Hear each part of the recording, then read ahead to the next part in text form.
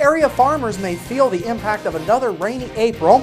More on that, plus Denny Spinner is our guest for this week's edition of Monday with the Mayor conversation, and host Bill Potter brings us another episode of Inform. All of that and much more is up next here on the 18 WJTS News.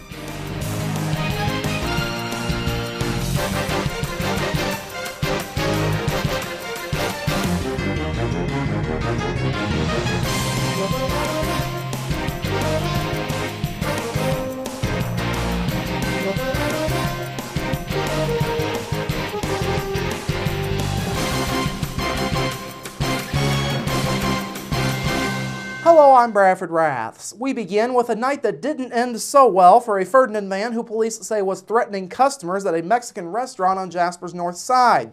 Just after 9:30 last night, Jasper police were called to El Maguey along North Newton Street. JPD says a man had been chasing customers around the restaurant with a knife and had threatened to kill them. The man, 29-year-old Rudy Villarreal, then had a short standoff with police once they arrived at the restaurant. After the standoff, Villarreal was taken into custody without incident. Now, police say alcohol likely fueled Villarreal's rage. His BAC registered just over 0.24%, or 3 times the legal limit. Villarreal was booked into the Dubois County Security Center. He's charged with intimidation with a deadly weapon, theft, disorderly conduct, resisting law enforcement, criminal mischief, public indecency, and public intoxication. Dubois County Sheriff's deputies and Indiana State Police also assisted. April showers may not lead to May flowers or crops as far as farming is concerned this year. Farmers locally and statewide have not been able to plant this year's crop yet as fields continue to be flooded or too soft to move heavy equipment on. The U.S. Department of Agriculture says Indiana has seen less than 2 days between March 31st and the present time that were suitable for working in the fields. Purdue Extension of Dubois County Ag Educator Ken X says the cause of the rain has been a weather pattern which is set up across the western United States. X says that pattern is not likely to change anytime soon. Basically, we're having an El Nino effect out in the Pacific. That's bringing in warm waters. They're going to really affect the weather patterns in Indiana for some time to come, through April as well as parts of May. In northern Indiana, it's going to be cooler. In southern Indiana, it's going to be a little bit warmer down here than what the normal temperatures might be for this part of the state. As far as rainfall, we're going to have a little bit more rainfall down here and a little bit less in the northern part of the state. X says even with all the rain, there are some things that farmers can be doing to get ready. Right now, a lot of soils are saturated. People should not be out there on the fields, and most guys know that already. There have been some folks in between showers, because of the warm weather we are having, that have done some weed control, some light spraying, which is very appropriate for this time of year, as well as a little bit of light tillage, which might be able to be done in some areas, but probably should be avoided.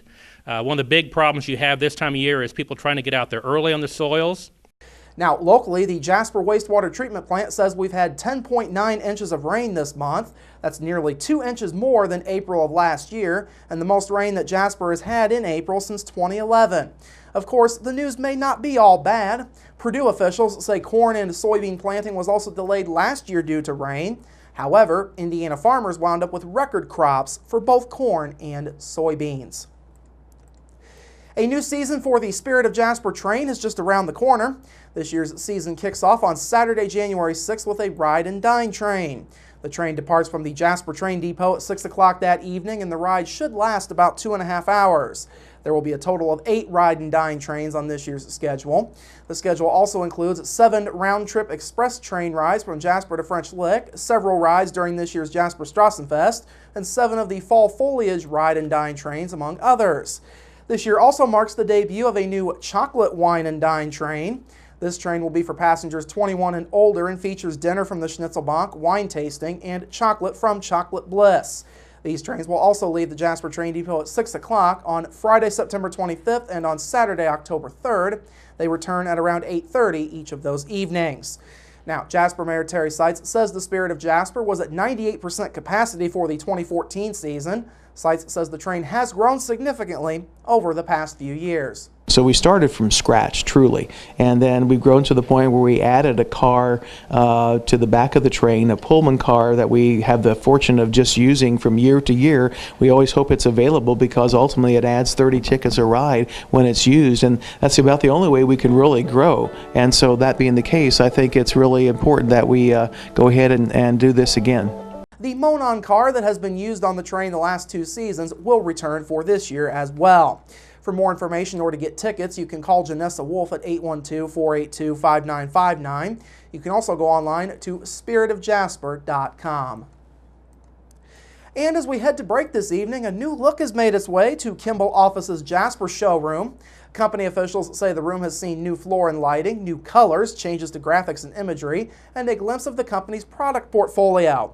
Kimble Office says the showroom was redesigned to modernize its reflection of the company's brand and to create better opportunities for showcasing the newest products. Now, you will be able to tour the new showroom, and you can call 812-634-3220 to schedule your tour. Kimble Office has a total of 9 showrooms all across the country. Other locations include Chicago, New York City, Dallas, Los Angeles, and San Francisco. Monday with the Mayor is coming up after this break.